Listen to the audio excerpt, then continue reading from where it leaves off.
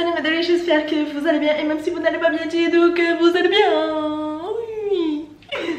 Alors aujourd'hui j'ai décidé de parler des différents types de formations. Cette fois j'ai parlé des différents diplômes, du BTS, des licences, des UT. Vous pouvez faire le même diplôme qu'une autre personne. Par exemple, j'ai fait un BTS assistant des managers et j'aurais pu le faire en initial, en alternance. Et en faisant en alternance, il y a différents types de contrats. Donc je vais vous parler de tout ça. Il y a la formation continue aussi. Donc je vais vous expliquer tout ça tout de suite. Oui, la formation continue, ça concerne les personnes qui sont déjà dans le marché du travail, qui souhaitent développer leurs compétences ou acquérir des compétences. Ça peut aussi aider certaines personnes à se réorienter. Ces personnes-là se reconvertissent professionnellement, ils veulent faire autre chose de leur vie. Je vais vous donner un exemple. J'ai connu une personne qui était avocat et d'avocat, il est passé à CPE. Ça, c'est une reconversion professionnelle. La formation continue, elle est payante.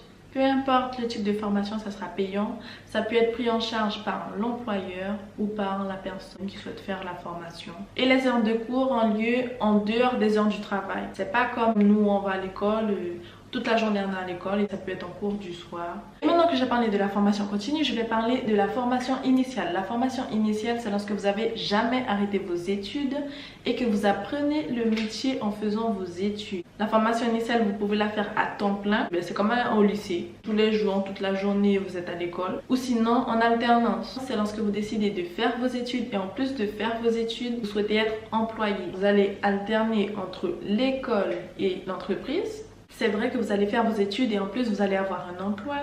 Donc un revenu, mais il faut savoir que c'est pas si facile que ça. Vous avez le même programme que ceux qui sont à temps plein, donc vous aurez moins de cours puisque vous allez alterner entre l'entreprise et l'école.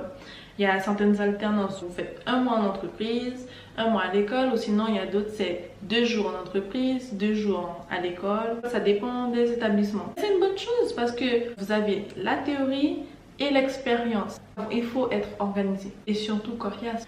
Les courageux, allez-y, lancez-vous. Lorsque je parle comme ça, vous avez l'impression que c'est tout beau. Le plus difficile, c'est de chercher un patron. Parce que si vous n'avez pas de patron, vous ne pouvez pas faire l'alternance. Il faut être coriace, il faut chercher le patron. Et là, je vais expliquer les contrats. Ah, j'allais oublier pour l'alternance. Au niveau des vacances, c'est pas comme ceux qui font à temps plein. Vous n'aurez plus des vacances comme vous avez connu là. Non, ça sera des congés. Maintenant, on passe au contrat. Alors, le contrat d'apprentissage s'aboutit à un diplôme professionnel ou technologique. Les principales cibles sont les étudiants de 16 à 25 ans. Vous pouvez également faire des dérogations pour ceux qui ont plus de 25 ans ou ceux qui ont 15 ans et dans quelques semaines, ils auront 16 ans. La formation peut se dérouler au CFA, dans un lycée public ou dans un lycée privé. Et au niveau des contrats, vous pouvez avoir des contrats à durée déterminée ou à durée indéterminée. CDI, CDD. Ça va dépendre de votre demande ou de l'employeur. Et si vous pensez que lorsque vous allez faire l'alternance, l'argent va sortir comme ça là, allez c'est bon, vous allez toucher 5 000 €. Bon, je sais que vous ne pensez pas ça, il faut être raisonnable. Votre salaire sera versé par l'entreprise et il sera fixé par rapport à votre âge et à votre niveau de formation. C'est-à-dire que si vous avez un bac et vous avez, on va dire, 18 ans, vous allez toucher moins qu'une personne qui a un bac plus 2 et qui a déjà 25 ans. Vous avez compris? Oui, vous avez compris. Vous avez compris, je le sais.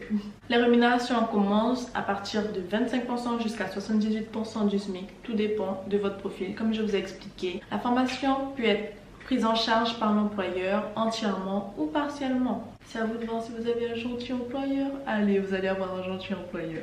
On va terminer maintenant avec le contrat de professionnalisation. Ce contrat est accessible à seulement ceux qui ont moins de 26 ans, les jeunes en décrochage scolaire, et aux salariés qui ont une qualification insuffisante ou inadaptée. Le but de ce contrat est l'accès à un emploi à la fin de la formation et la scolarité est gratuite. Au niveau du salaire, c'est la même chose que le contrat d'apprentissage, ça va dépendre de votre profil. Et les contrats, c'est sous forme de CDD ou de CDI. Voilà, j'ai fini. J'espère que je vous ai énormément aidé, que vous avez apprécié la vidéo, que vous allez bien vous informer parce que je vous ai dit les bases, d'accord? Après, allez bien vous informer. Passez une bonne journée, une bonne après-midi, de bonnes vacances, tout ce qui est bon, d'accord? Abonnez-vous, likez, la petite cloche et à la prochaine vidéo. Bisous!